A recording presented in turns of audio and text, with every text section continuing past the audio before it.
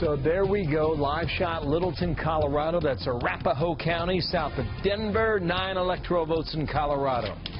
Question for you, America. How big a role did the media play in tonight's final outcome? And what will we be talking about a week from now?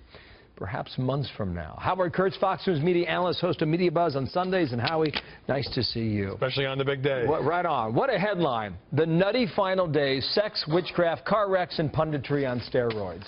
You wrote that. I wrote that. It's easy to write because we're in crazy town right now after a wild and crazy campaign. I mean, a Drudge headline about Clinton campaign chief John Podesta practicing occult magic. Actually, he was invited to a performance artist dinner, and it wasn't even him. It was his brother, Tony. Mike Huckabee is a big Trump supporter, as you know. He tweeted, Trump may be a car wreck, but at least his car is pointed in the right direction. Hillary is a drunk driver going the wrong way. Nice endorsement, Governor. And actress Allie Wentworth, she says that if Trump wins, we'll start looking at real estate in Australia. Though we would include her husband, George Stephanopoulos. I don't know if he's been clued in on this plan. Wow. Bill. Big picture stuff now. What do you think we learned from this campaign in a broad sense of the media? Because every 4 years, it kind of takes us in a different direction, and maybe there's a new form of media that's born. You know, I think about the Drudge Report in the 1990s. I think about Politico.com in 2008. Yep. Like, what is it a mechanism that comes out of this, or is it a lesson, or is it a style, or is it the way we cover it? How would you dissect that?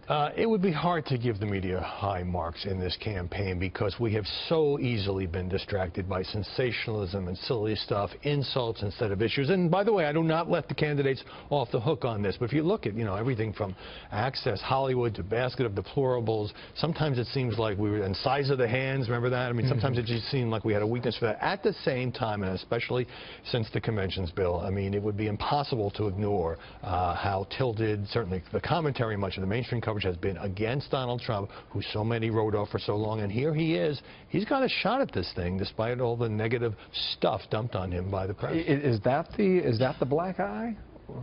I think there's a stain here from people on both sides. I'd say the reason I ask you is because you go out and poll people, and the media has been ranked in low single digits for a number of years. Whipping boy. So, okay, it's easy to take a shot at us. I think, the criticism in some cases is fair. I think the criticism from other corners might be because their guy or their gal did not or does not win. Analyze that. This time is different. I think there is such disgust and disdain among many Americans, really on both sides, much more on the Trump supporter side, to be sure. A lot of people on the left think that the email scandal was kind of like a grade C story. The media blew up, that we blew up the Clinton Foundation, they were trying to do good. So you have certainly a more polarized country, and that's reflected on Twitter and all the abuse and the invective. But I think that I've never seen this level of animosity toward those of us who at least try to get it right, try to be fair, and I think that is the lasting legacy for our business after 2016. Thank you, Howard. There will be plenty to analyze. I think we can agree on that, right? I'll be back tomorrow. And okay, tomorrow for sure.